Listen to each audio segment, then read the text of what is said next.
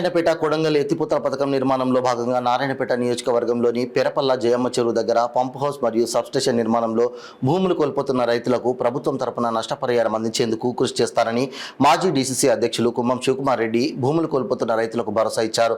Project నిర్మాణం వల్ల తమ భూములు కోల్పోతున్నామని గత కొన్ని రోజులుగా దామరిద్ద తండా మరియు బాపనపల్లి గ్రామాలకు చెందిన కొందరు రైతులు ఆందోళన వ్యక్తం చేస్తున్న నేపథ్యంలో మాజీ డీసీసీ అధ్యక్షులు కుమ్మం శివకుమార్ రెడ్డి మరియు నీటిపారుదల శాఖ ఎస్ఈ రమణ రెడ్డి, విద్యుత్ శాఖ DE Bhadraiah, Mega engineering project manager శివప్రసాద్లతో కలిసి పంప్ హౌస్ సబ్స్టేషన్ నిర్మాణం చేసే రైతుల పొలాల దగ్గర భూములు కోల్పోతున్న రైతులతో సమావేశమయ్యారు. ఈ సందర్భంగా కుమ్మం శివకుమార్ రెడ్డి మాట్లాడుతూ తక్కువ భూసేకరణతో ఈ ప్రాంతానికి అధిక మొత్తంలో సాగు, తాగునీటిని ఎత్తిపోసే విధంగా నారాయణపేట కొడంగల్ ఎత్తిపోతల ప్రాజెక్టు డిజైన్ను రూపొందించడం జరిగిందని రైతులకు వివరించారు.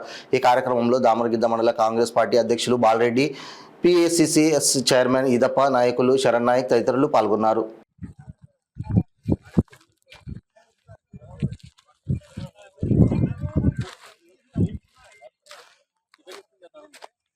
సెవెంత్ పాయింట్ ఇప్పుడు ఏ పాయింట్ ఈడా? ఫిఫ్త్ పాయింటా ఏడా?